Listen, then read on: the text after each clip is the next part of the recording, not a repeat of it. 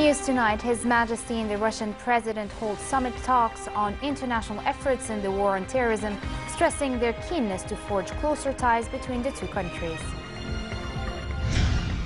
Turkey shoots down a Russian warplane near the Syrian border, saying the jet had repeatedly violated its airspace, and Putin calls the incident a stab in the back administered by the accomplices of terrorists. Dozens are killed in Tunis after an explosion hit a bus carrying Tunisian presidential guards in the third major attack to strike Tunisia this year.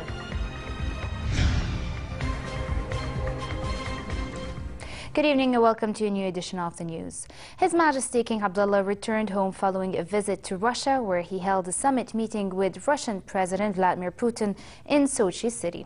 The talks dealt with international efforts in the war on terrorism, as well as the latest developments in the Middle East region, namely the Syrian crisis.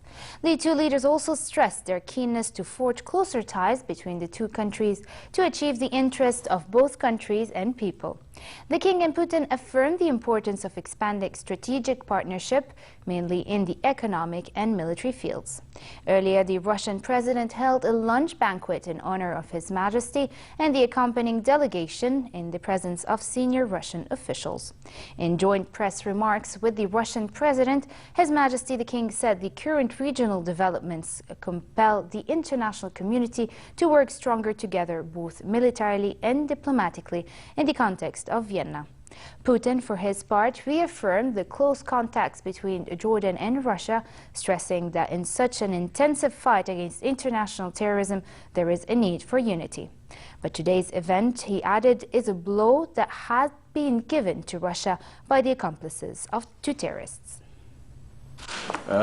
My dear brother, I thank you very much for seeing me today on a day where you have many weighty issues on your shoulders. I would like to offer my condolences and that of the Jordanian people for the tragic terrorist heinous attack on the innocent Russians that lost their lives through the Metrojet terrorist attack, as well as the loss of your pilot today. And I believe that this compels the international community to work stronger together, both militarily and diplomatically, in the context of Vienna, which is something that you have been a strong sponsor of. You know, Mr. President, I have said for many years that the only way of finding a political solution in Syria is with the strong role that both you and Russia plays for a political solution for the Syrian people. Your fight against Daesh is a fight that all of us have to do together, not only in Syria and Iraq, but also both you and I have said that this is a global war, a war that binds all of us together. Daesh, Al-Qaeda and their offshoots want this to be a fight against humanity as well as Islam. And you and I have both talked for many years about the holistic nature of the challenge, how we have to combine international efforts, not only in our region, but to fight this in Africa, in Asia, in Europe, as well as our region. So this is not just the challenges that we face in Syria and Iraq, but also we have seen terrorism in Saudi Arabia, in Beirut, and unfortunately recently in Paris, as well as Mali. I know that this is a fight that both you and I, our countries and many others in the world are determined to win. And again, this is an opportunity for all of us in the international community to come together and fight this fight as part of a coordinated international body. And I again commend the very strong relationship between our two countries and between you and myself. I have known you for many years, and our relationship has always been a strong one. And I know that it will continue to move from strength to strength. And I thank you for the valuable time that you're giving me today on a very difficult day for you and for your people. Today's incident is a stab in the back by terrorist accomplices, and this is the only description for that. The fact that Turkey did not try to contact Russia in the wake of the incident and rushed to call a NATO meeting instead is worrisome. It appears that Turkey wants NATO to serve the interests of Daesh. I understand that each country has its regional interests, and we always respect that. but we will never tolerate such crimes like the one committed today. I hope the international community will succeed and unite in confronting joint threats posed by the forces of evil. Turkish President Tayyip Erdogan defended Turkey's right to protect its borders after Turkish fighter jets shot down a warplane near the Syrian border, an incident he said Turkey had made every effort to avoid. In a speech in Ankara, Erdogan said that despite being warned several times because it was coming towards the Turkish border, the Russian plane insisted on continuing its violation. He added that the plane was downed in an intervention by Turkish F-16s, actions that were fully in line with Turkey's rule of engagement. Meanwhile, Russian Foreign Minister Sergei Lavrov said he would not visit Turkey as planned tomorrow following the jet downing. Lavrov also advised Russians not to visit Turkey and said the threat of terrorism there was no less than in Egypt, where last month a bomb attack brought down a Russian passenger plane. Here's more on today's downing of the Russian plane. The Russian Su-24 fighter jet crashed into a woodland area near the Syrian border after being shot down by Turkish fighter jets. The Turkish military says the aircraft had been warned 10 times in the space of 5 minutes that it was violating Turkish airspace. But Moscow claims the jet had been over Syria the whole time. This video purports to show a Russian pilot dead on the ground, surrounded by fighters from a Syrian rebel group. Russia's defense ministry says the pilots were able to eject, although their location and physical condition were still to be determined. This is the first time a NATO member's armed forces have downed a Russian or Soviet military aircraft since the 1950s. Russian President Vladimir Putin, speaking ahead of a meeting with Jordan's King Abdullah, called the incident a, quote, stab in the back carried out by the accomplices of terrorists. But Turkey says it was not targeting Russia per se, but that it shot down the plane to defend Turkey's sovereign territory within its rules of engagement. NATO's ambassadors called on Ankara to show cool-headedness following an emergency meeting in Brussels after Turkey shot down a Russian warplane near the Syrian border. Diplomats present at the meeting said that while none of the 28 NATO envoys defended Russia's actions, many expressed concern that Turkey did not escort the Russian warplane out of its airspace. Meanwhile, NATO Secretary General offered support for Ankara and rejected any suggestion that the incident happened outside of Turkey's borders. Asked during a news conference in Brussels if there was any possibility that the plane was actually shot down inside Syria, Jens Stoltenberg said the Allied assessment NATO have are consistent with the information they have from Turkey. We stand in solidarity with Turkey and support the territorial integrity of our NATO ally, Stoltenberg said. U.S. President Barack Obama and French President François Hollande opened talks at the White House. At a news conference, Obama said the United States and France will stand united to fight Daesh terrorists following the November 13 attacks in the French capital, pledging to step up effort to combat terrorism alongside its European partners. The French president said the United States and France have agreed to step up strikes in Syria and Iraq to target Daesh. But even as he called for stepped-up strikes and coordination against Daesh, Hollande said France will not put troops on the ground in Syria. Hollande also said that Obama agreed on the importance of closing the Turkish border to limit the movement of extremists into Europe. Hollande is trying to rally support this week for a more coordinated international campaign to destroy Daesh. He is due to visit Moscow on Thursday. The barbaric terrorist group, ISIL or Daesh, and its murderous ideology pose a serious threat to all of us. It cannot be tolerated, it must be destroyed, and we must do it together. France will not intervene militarily on the ground. It is for the local forces to do so. We have been supporting them for a number of months. We will continue to do so, and they will do the job on the ground after our strikes will enable them to do so.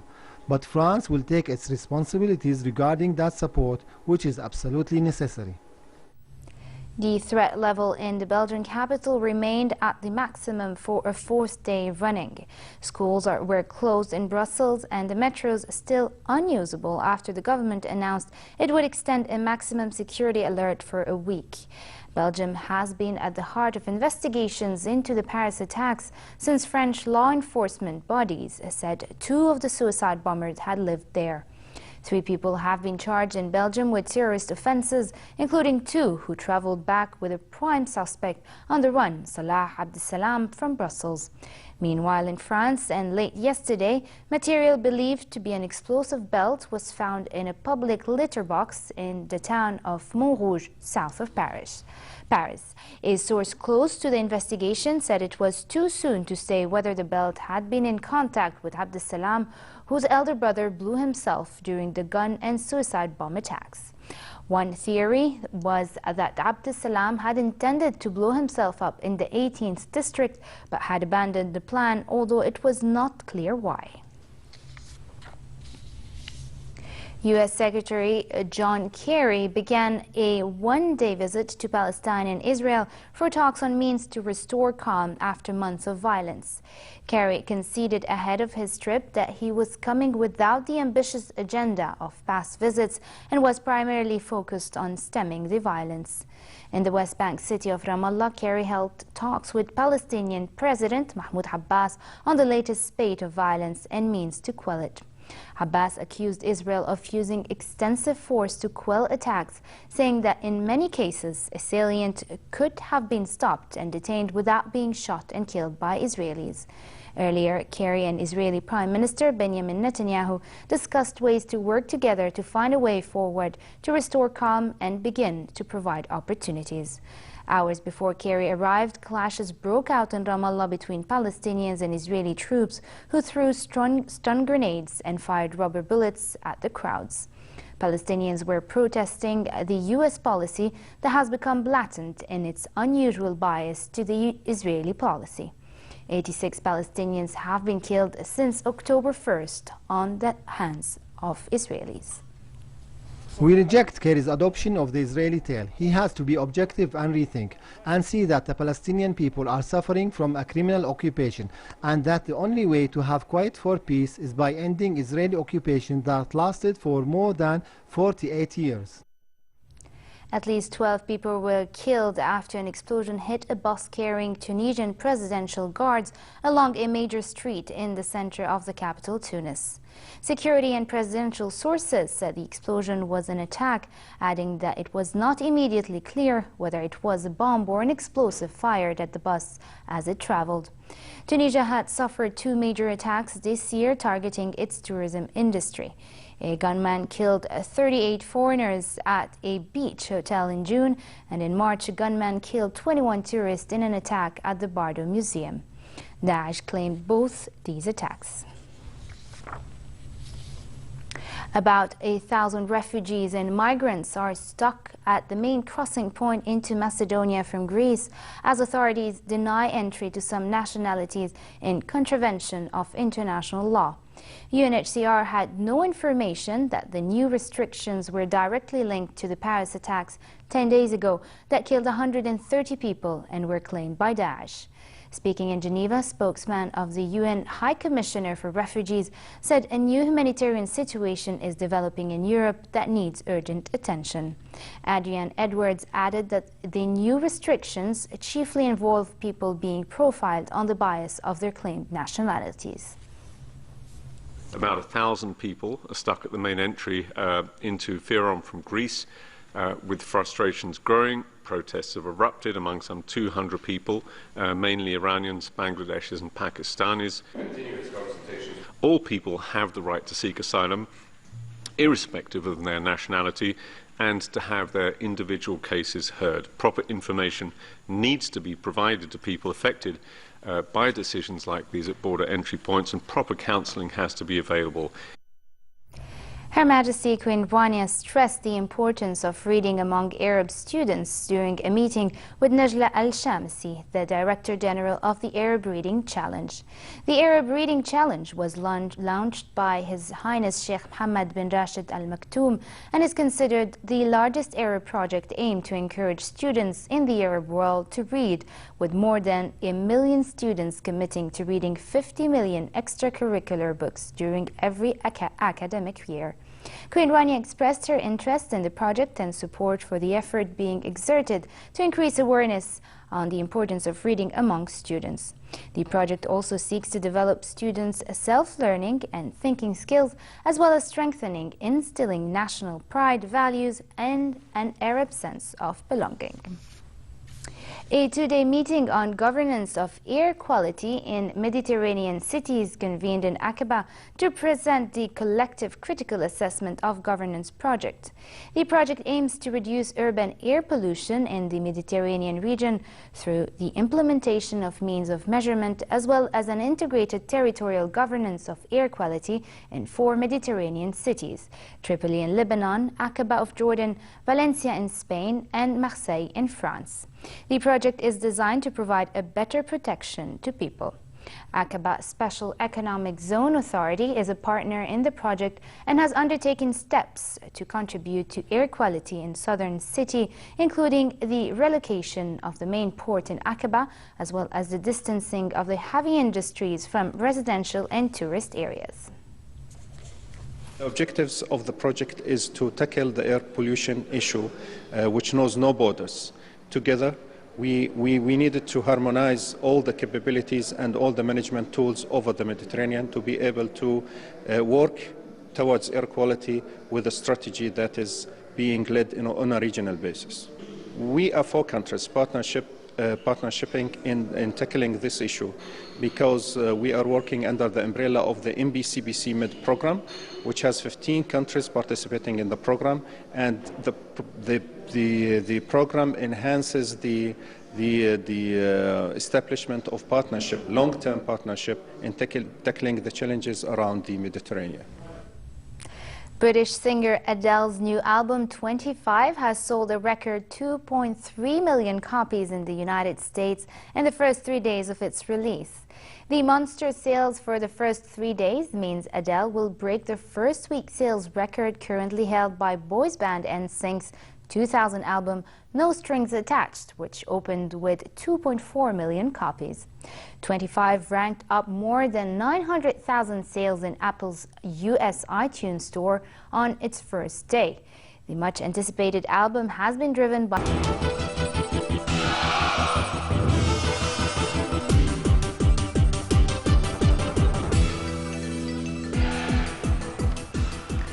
Despite the humiliating defeat of Real Madrid at home to Barcelona in La Liga Clásico, Real Madrid president Florentino Perez rebuffed calls from angry fans for him to step down and back coach Rafa Benitez. Real's 4-0 defeat by their arch-rivals, which left them trailing Barca by 6 points, prompted supporters at the Bernabeu to chant for Perez to go. But during a board meeting, it was decided that Benitez retained the club's full support and confidence, and Perez was not going anywhere. Benitez may survive for the time being, but if results do not quickly improve, he is likely to fall on his sword. Local media have reported that he could be replaced by former Real and France great Zinedine Zidane, who is currently in charge of the club's B team. Real's next outing is tomorrow's Champions League Group A match at Shakhtar Donetsk. Michel Platini, who hopes to push charges alongside outgoing FIFA President Sepp Blatter. The Adjudicatory Committee intends to announce its verdict next month. Platini is facing sanctions over disloyal payment that saw him receive $1.97 million from Blatter in 2011 for consultation work done 9 years earlier.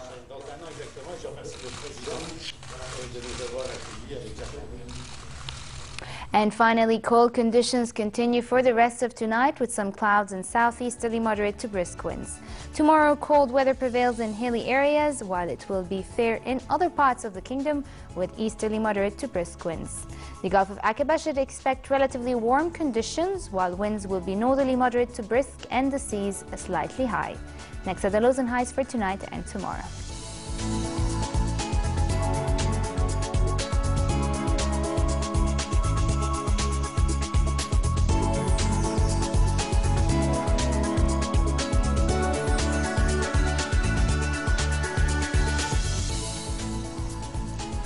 And to end the news, here's a recap of our top stories. His Majesty and the Russian President hold summit talks on international efforts in the war on terrorism, stressing their keenness to forge closer ties between the two countries. Turkey shoots down a Russian warplane near the Syrian border, saying the jet had repeatedly violated its airspace, and Putin calls the incident a stab in the back administered by the accomplices of terrorists. Dozens are killed in Tunis after an explosion hit a bus carrying Tunisian presidential guards in the third major attack to strike Tunisia this year. And with this we come to an end. I'm Farah Ajlouni. Thank you for watching and have a good night.